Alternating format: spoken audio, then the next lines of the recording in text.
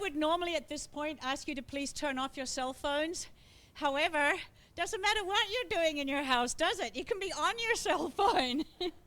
I want to thank you for being here, wherever you are. We are doing this outdoors at Tlaquepaque, where Red Earth Theatre performs on a regular basis. We have taped off our area to deal with the social distancing. However, we cannot stop passerbys from gathering, doing their own social distancing up there by the fountain.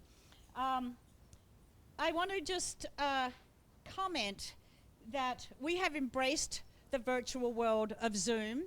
We do readings via Zoom each Thursday. This one's special because we returned to Tlaquepaque. The wonderful Wendy Lippman said we could live stream live from here.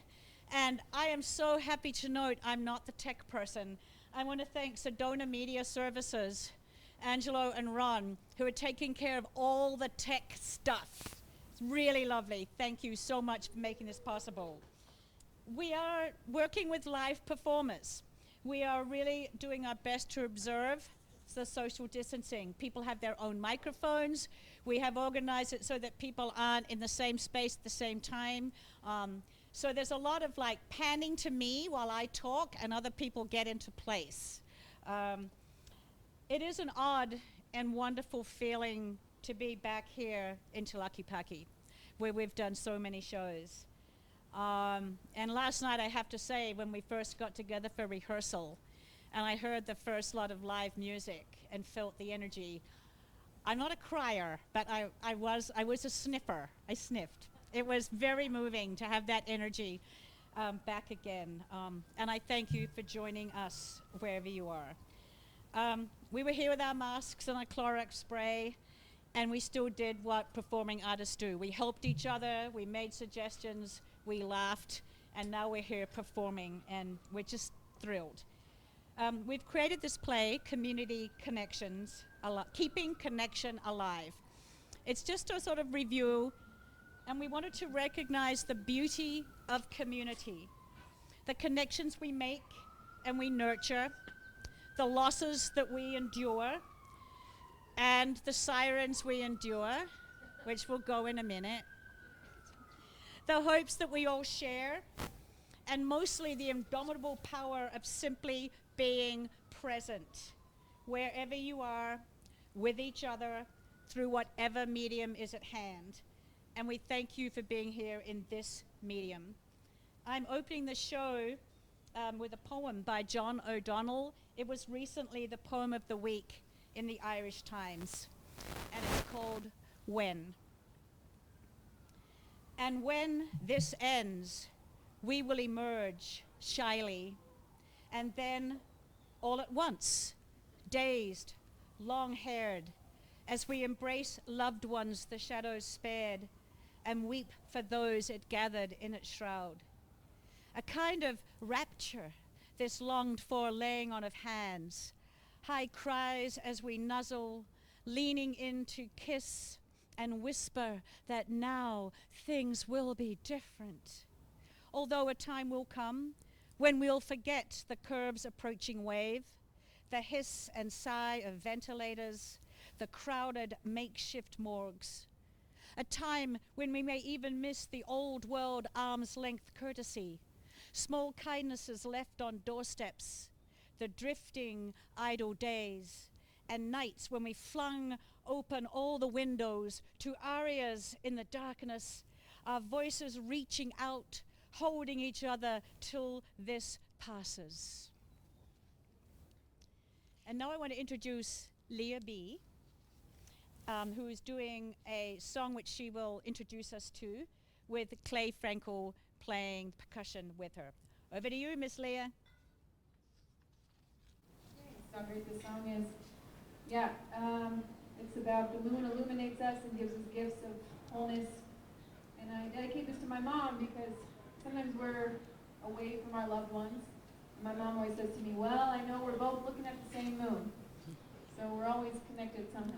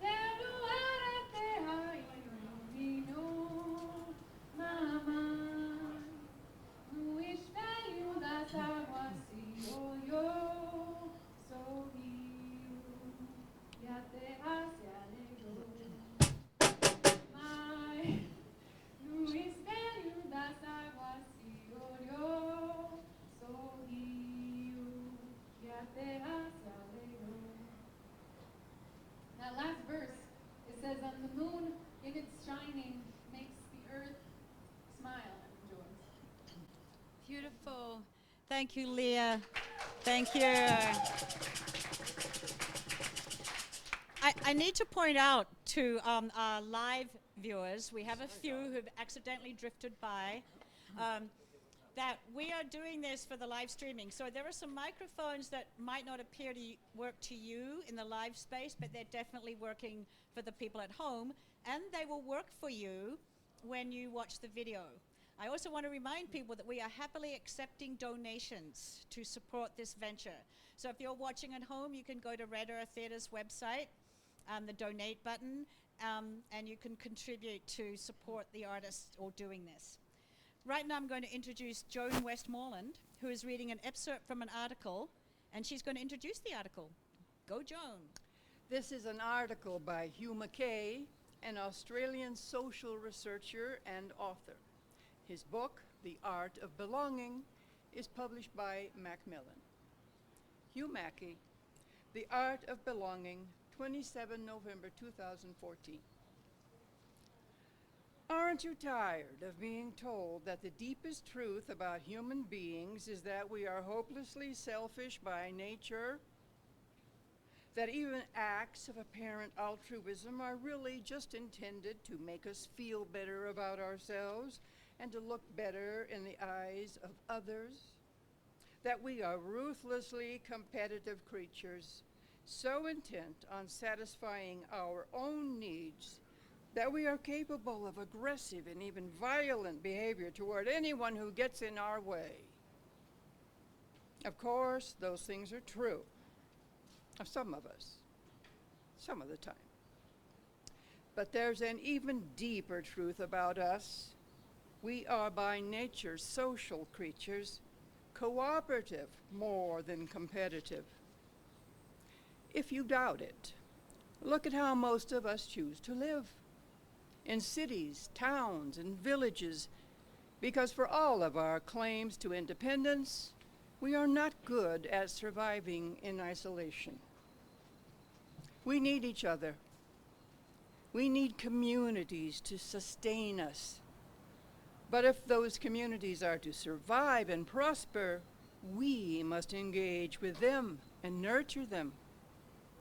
That's the beautiful symmetry of human society.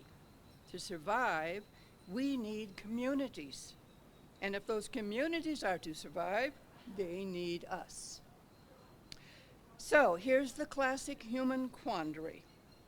We are individuals with a strong sense of our independence and our personal identity, and we are members of families, groups, and communities with an equally strong sense of identity, fed by our desire to connect and belong. It is indeed in our nature to be altruistic, because altruism nurtures the community, but our natural drive to please ourselves sometimes takes over. We know that a civil society depends on us all treating each other with kindness and respect. We know the price we must pay for belonging to a community is to curb our self-interest. But our impulses and addictions sometimes get the better of us. If you want to see the tension between independence and interdependence in action, watch us playing team sports. Team sports are a graphic demonstration of how we must first learn to cooperate with the other members of the team before we can hope to compete successfully. Most of us find it hard to resolve this tension, which is why we often dream of a place where it would be possible to live as we think we should, where we could be ourselves while being part of a functioning community. This is what drives the fantasy of village life, even in our big cities. The word village has emotional power because it conjures up the idea of a place where the tension between independence and interdependence can be resolved in a harmonious way, where we can write poetry in solitude, but also be part of a caring and supportive community where the neighbors will strike that perfect balance between friendliness and respect for each other's privacy. Inside our heads, the fantasy often involves an idyllic rural setting that magically eliminates flies, snakes, drought, and grasshopper plagues, to say nothing of poorer access to educational, medical, administrative, and commercial services.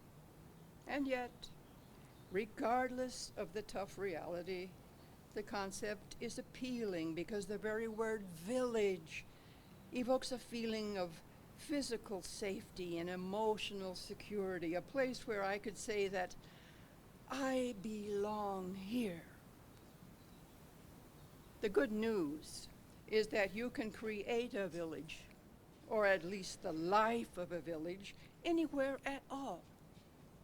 It's not about where you live, it's about how you live.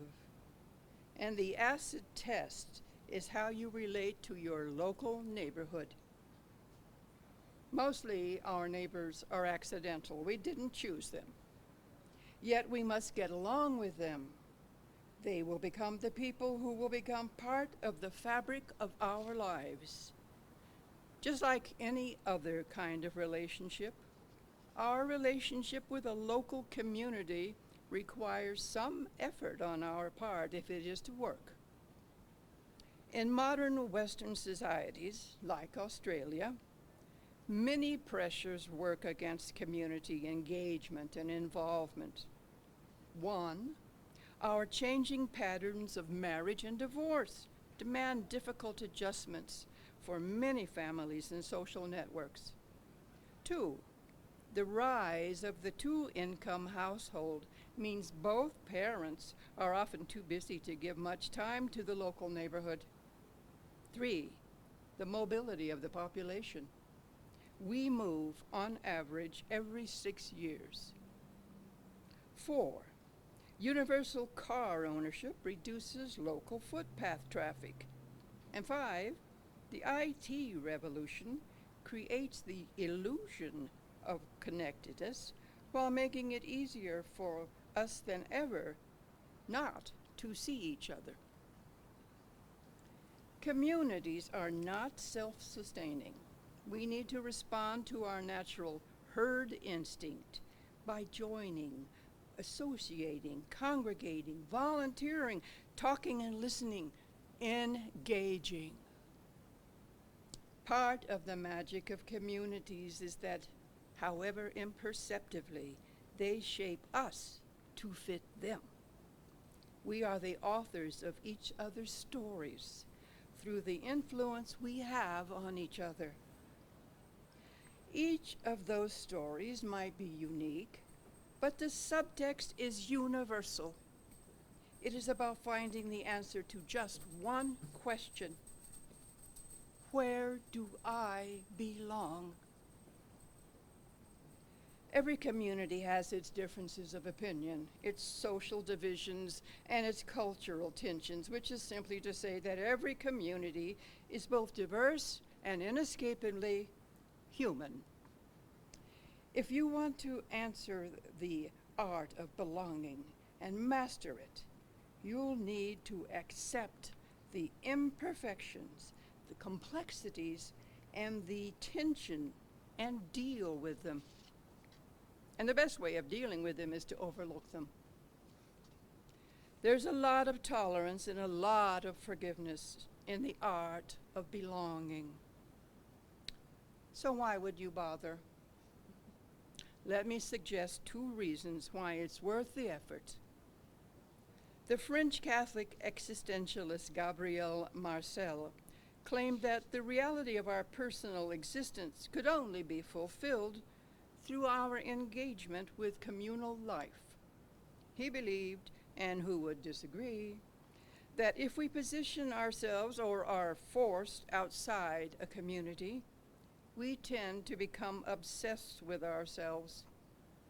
Self-absorption is the sure sign of a person not engaged with a community. After all, we never really know who we are until we know where we belong. Finding yourself makes no sense outside of a social environment.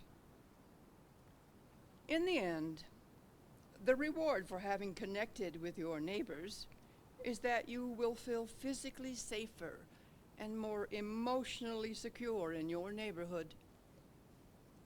Who wants to feel like a stranger on their own street? Thank you very much. I think it's worth remembering. Thank you. It's worth remembering that communities take effort. And one of the things I think we've all experienced with this COVID experience is we have made efforts to connect. We have worked out how to reach out to our communities. We haven't just been able to wander into the nearest pub or go to the nearest wherever. We have worked at it. And I hope that when we come out of this, as we come out of this, we will remember how much we wanted community, and we will continue to build it. I'm now going to introduce Jill Tranholm, who's going to sing for us, and she's going to introduce her song. Thank you, Jill. Sam, thank you, Kate. I'd like to share a song I wrote called Looking Forward. I wrote this for a friend of mine who is a breast cancer survivor, and I found a quote that said, "I'm looking forward to looking back on all of this." I thought that's a great quote. It has to be into a song, so I put it in one, and it fits so many situations, even this one that we're in right now with COVID-19. So I'm looking forward to looking back on all of this. So here it goes.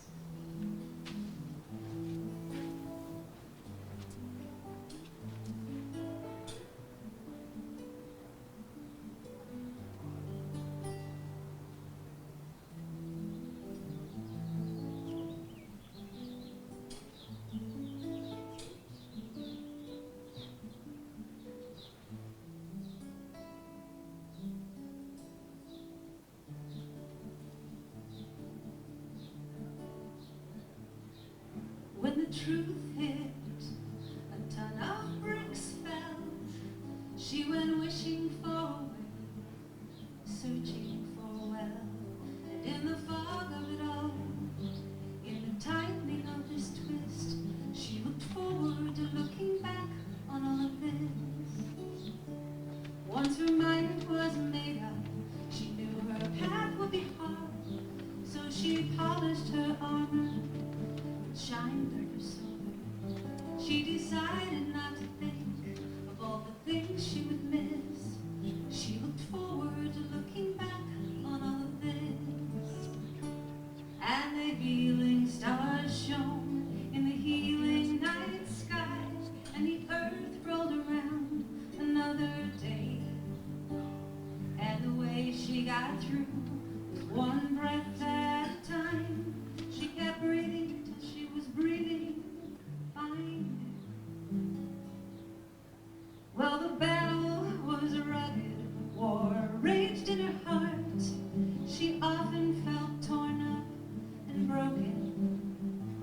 When she knew she couldn't sleep, she still turned out the light and looked forward to looking back on the night. And the healing stars shone in the healing night sky, and the earth rolled around another day. And the way she got through was one breath at a time. She kept breathing till she was breathing fine. Some days were so long, she'd sigh and stare, but that's what it took to get better. When the worst of it was over, she looked back and she said, "I'm looking forward, I'm looking forward."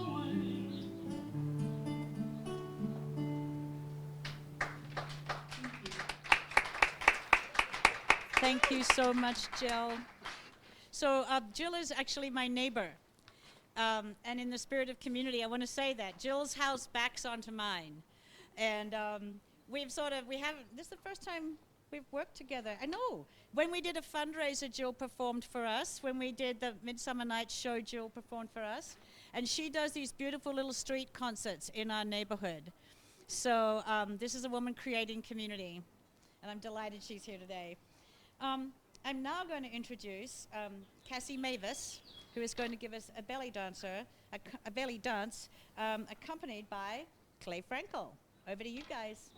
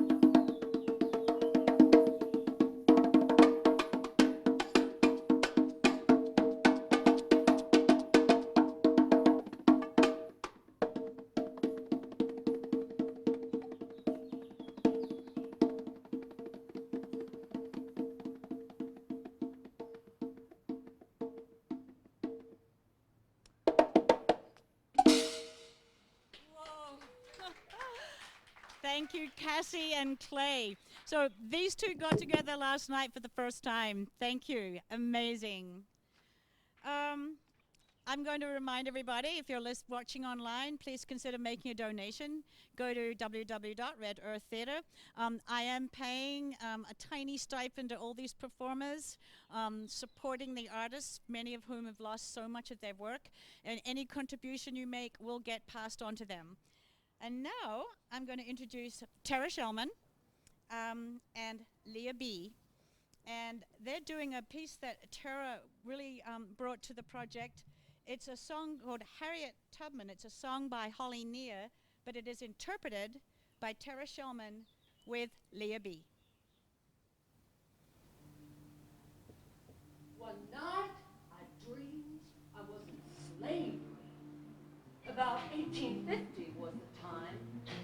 Sorrow was my only sign.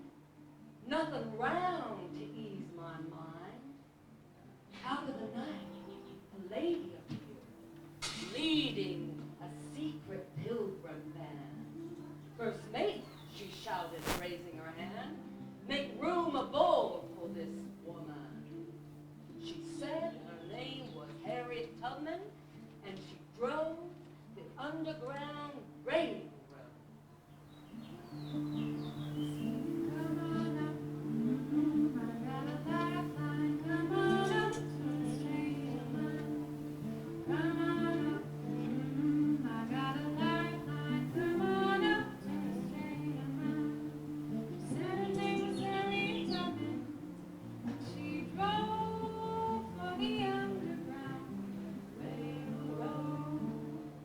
Hundreds of miles we traveled at night, gathering slaves from town to town, seeking those souls lost and found, setting them free that once were bound. But then, suddenly, my heart grew weak. I fell by the wayside's shifting sands. Firmly then did Harriet stand. She lifted me up and took my hand. She said, my name is Harriet Tubman, and I drive for the Underground Railroad. Come on up, I got a lifeline. Come on up to the state of mind. Come on up, I got a lifeline. Come on up. Never ran her train off the rail. She never lost a passenger. 300 souls she freed without fail. I sing the song to honor her. Come on up, I got a lifeline. Come on up to the strain of mine. Come on up, I got a lifeline. Come on up to the strain of mine.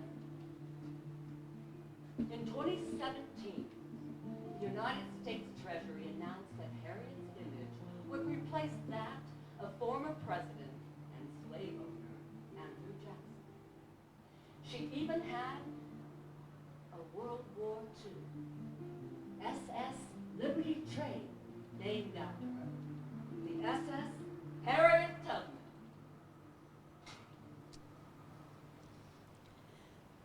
Thank you.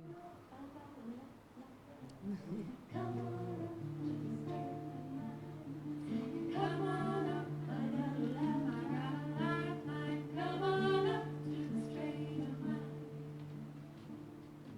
Beautiful. Thank you. So thank you, both of you. I want to say something about the way this came together. It was an idea that we had, particularly when Wendy Lippman has been really anxious to, get the live performing arts happening here again. And we've been talking about when might it be appropriate, when could we do it. And we are usually here the third Thursday of each month. So we decided that we could do it. But of course, unlike normal shows, there wasn't a lot of getting everyone together for rehearsal, right? Because we're not doing that. So there was a certain amount of people just sending stuff around, rehearsed on Zoom with Tara, rehearsed on Zoom with Joan, but a lot of people didn't actually get together until last night. And it was fabulous to watch how creative people are at solving the problems in the moment. Like, how can we do this? How can we do that? And I just want to thank all of you for jumping right in. I'm now going to introduce Matt Lawrence with Clay Frankel, and Matt is doing an original piece called, and Matt's going to tell us what it's called because I didn't write it down. I heard it last night for the first time. So Matt and Clay, over to you boys. It's okay, I just named it last night too, so. Oh, thank you. It's called Floating in Space.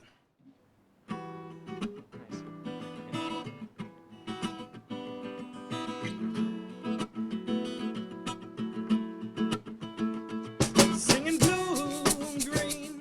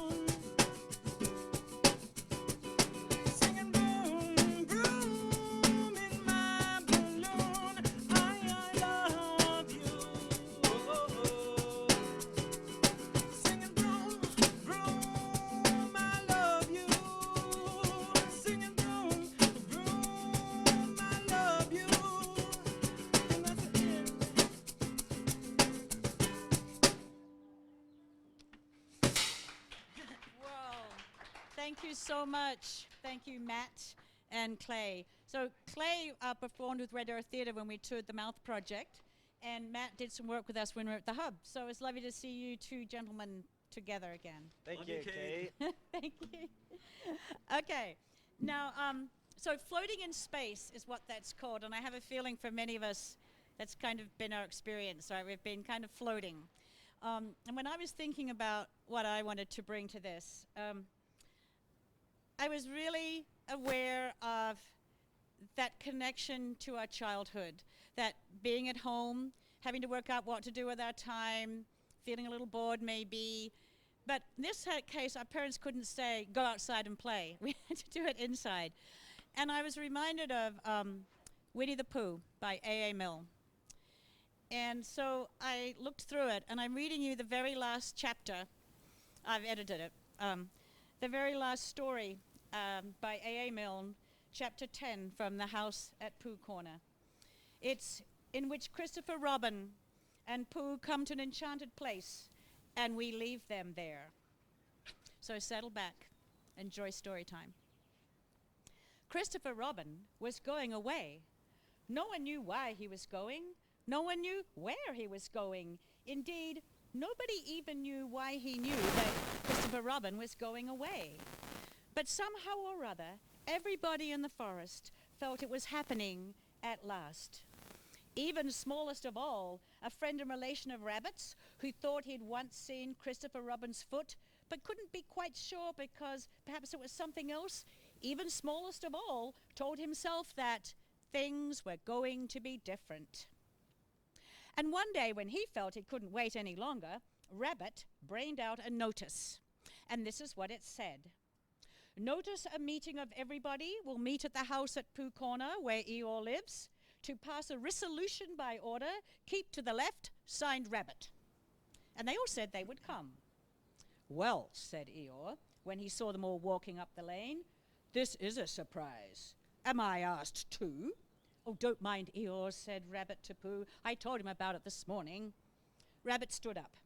We all know why we're here, he said, but I've asked my friend Eeyore, that's me, said Eeyore, I've asked him to propose a resolution. And he sat down again. Now then, Eeyore, he said. Don't bustle me, said Eeyore, getting up slowly. Don't now then me. He took a piece of paper from behind his ear and unfolded it. Nobody knows anything about this, he went on. This is a surprise. He coughed in an important sort of way and then began again. What-nots and et ceteras. I have a piece of poetry to read to you. Hitherto, a long word meaning, well, you will see what it means directly. Hitherto, as I was saying, all the poetry in the forest has been written by Pooh, a bear with a pleasing manner, but a positively startling lack of brain. The poem which I am now about to read to you is written by Eeyore, myself, in a quiet moment. I call it Poem. And this was it.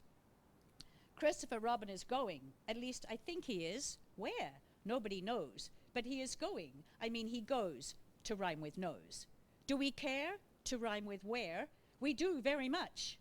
The fact is, this is much more difficult than I thought. I ought, very good indeed, I ought to begin again, but it is easier to stop. Christopher Robin, goodbye. I and all your friends sends, your friend send, very awkward this, it keeps going wrong. Well, anyhow, we send our love, end. If anybody wants to clap, said Eeyore when he'd read this, now is the time to do it. They all clapped. Thank you, said Eeyore, unexpected and gratifying. This resolution, said Rabbit, is that we all sign it and we take it to Christopher Robin. So it was signed, and they all set off to Christopher Robin's house with it. Hello, everybody, said Christopher Robin. Hello, Pooh. They all said hello and then felt awkward and unhappy suddenly because it was a sort of goodbye they were saying and they didn't want to think about it. So they stood around and waited for somebody else to speak, and they nudged each other and said, go on. And gradually Eeyore was nudged to the front and the others crowded behind him. Well, what is it, Eeyore? Said Christopher Robin. Eeyore swished his tail from side to side so as to encourage himself, and he began. Christopher Robin, he said, we have come to say, to give you, it's called written by, but we've all, because we've heard, we all know, well, you see, well, to put it as shortly as possible, is what it is.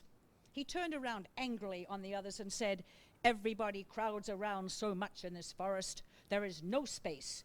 I never saw a more spreading lot of animals in my life, and all in the wrong places. Can't you see that Christopher Robin wants to be alone? I'm going. And he humped off. Not knowing quite why, the others began edging away.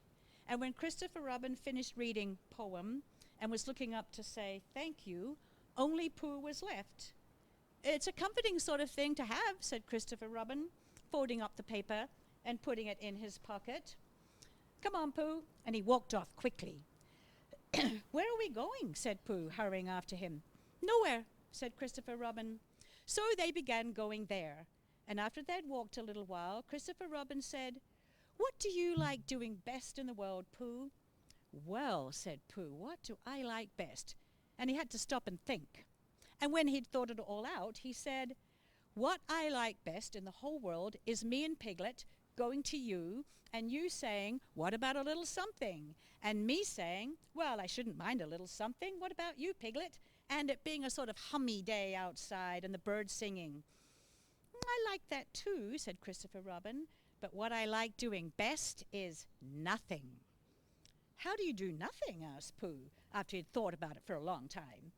Well, it's when people call out to you, just as you're going off to do it, what are you going to do, Christopher Robin? And you say, oh, nothing. And then you go and you do it. Oh, I see, said Pooh. This is a nothing sort of thing we're doing now. Oh, I see, said Pooh again. It means just going along, listening to all the things you can't hear, and not bothering. Oh, said Pooh. They walked on, thinking of this and that, and by they came to the enchanted place at the very top of the forest called Galleon's Lap, which is 60-something trees in a circle. And sitting there, they could see the whole world spread out until it reached the sky. And whatever there was, all the world over, was with them in Galleon's Lap. Suddenly, Christopher Robin started telling Pooh some of the things. People called kings and queens, and something called factors, and a place called Europe, and an island in the middle of the sea where no ships came, and how to make a suction pump if you needed to do that, and when knights were knighted, and what comes from Brazil. And Pooh, his back against one of the 60-something trees and his paws folded in front of him, said, oh, and I didn't know. And he thought how wonderful it would be to have a real brain which could tell you things. And by, Christopher Robin came to the end of things, and there was silence.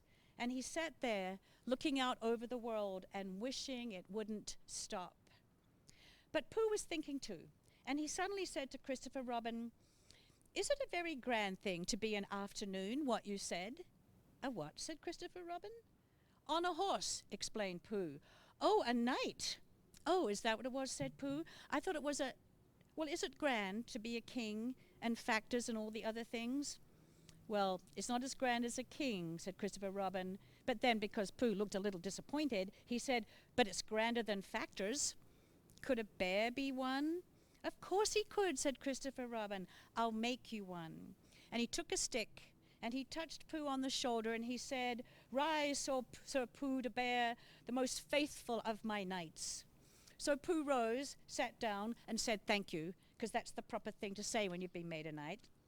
And then suddenly, Christopher Robin, who was still looking at the world with his chin in his hands, called out, Pooh? Yes, said Pooh. Yes, Christopher Robin, I'm not going to do nothing anymore. Never again?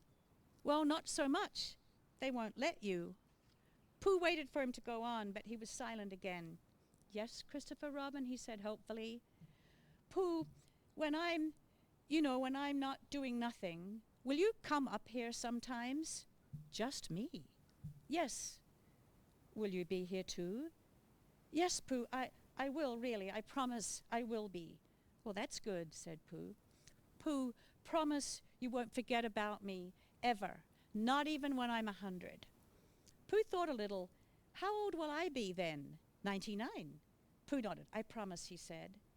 And still, with his eyes on the world, Christopher Robin put out a hand, and he felt for Pooh's paw. Pooh, said Christopher Robin earnestly, and if I'm not quite... He stopped and tried again. Pooh, whatever happens, you will understand, won't you? Understand what? Oh, nothing, said Christopher Robin. He jumped up to his feet and laughed. Come on. Where? Said Pooh. Anywhere, said Christopher Robin. And they went off together. But wherever they go, and whatever happens to them on the way, in that enchanted place at the top of the forest, a little boy and his bear will always be playing.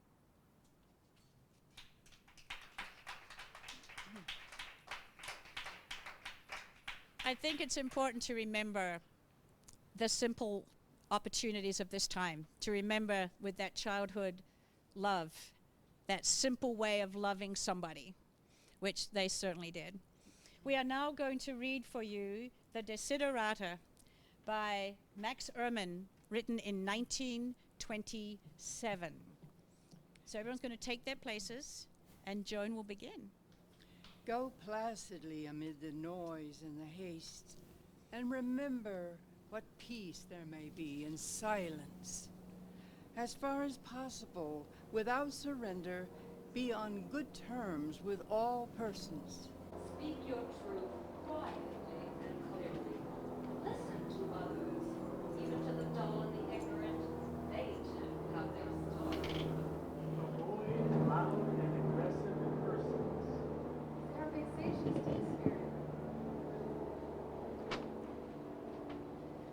If you compare yourself with others, you may become vain or bitter, for always there will be greater and lesser persons than yourself. Enjoy your achievements as well as your plans. Keep interested in your own career, however humble.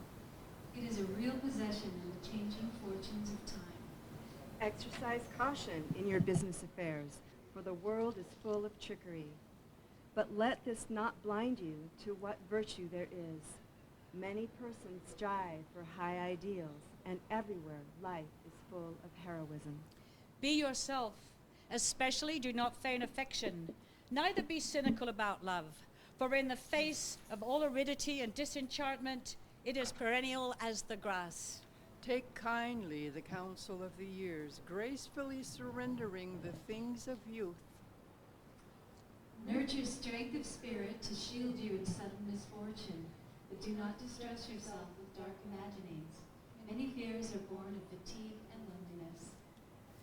Beyond the wholesome discipline, be gentle with yourself. You are a child of the universe, no less than the trees and the stars. You have a right to be here. And whether or not it is clear to you, no doubt the universe is unfolding as it should. Therefore, be at peace with God, Whatever you conceive him to be. And whatever your labors and aspirations, In the noisy confusion of life, keep peace in your soul. with all its sham, drudgery, and broken dreams. It It is still a beautiful world.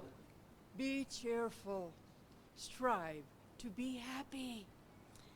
And now join us in singing this last song. So wherever you are, in your house or wherever, we are going to sing this together.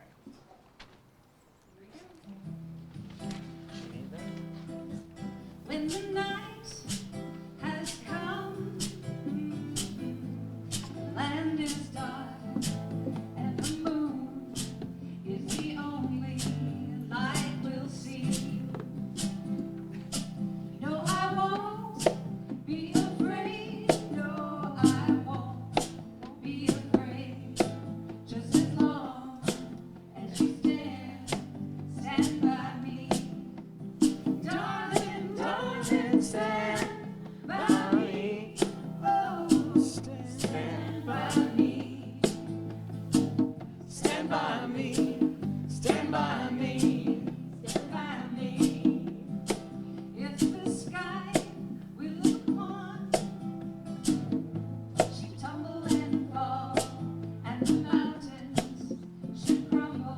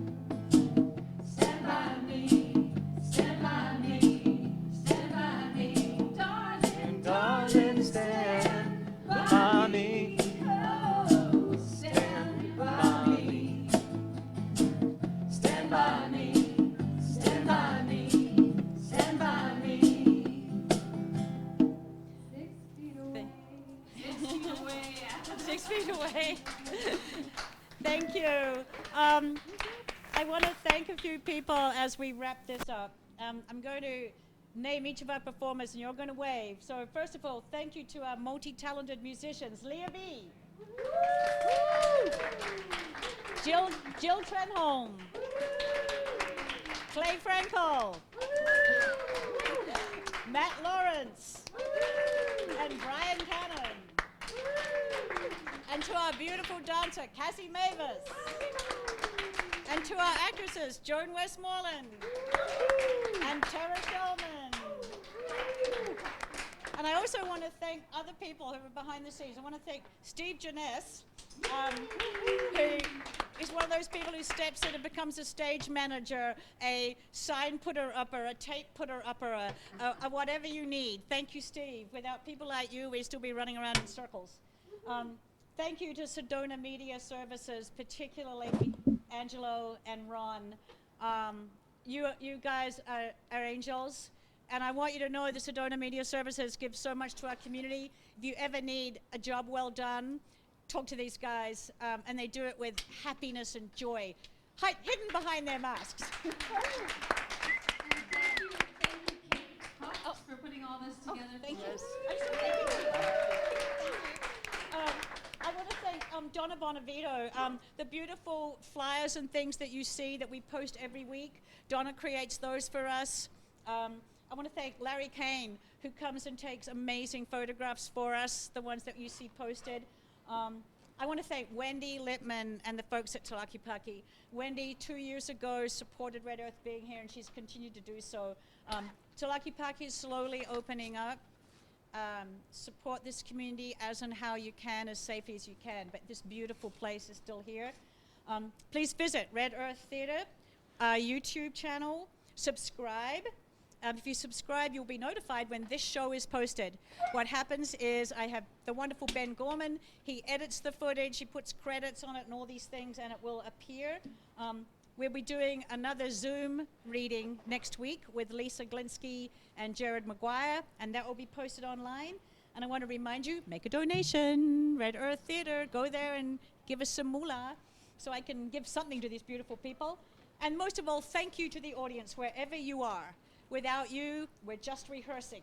And we love playing together, but our mission is to share the stories and the power of community with you. So this hybrid form, live, virtual, no audience here, vast audio elsewhere, it allows us to keep the connection alive and real until you can join us again in real time, in real space. Be safe, be kind, be patient, and may there be joy in your daytime and peace in your nights. And thank you from myself, Kate Hawkes, and everyone at Red Earth Theater. Thank you. Viva!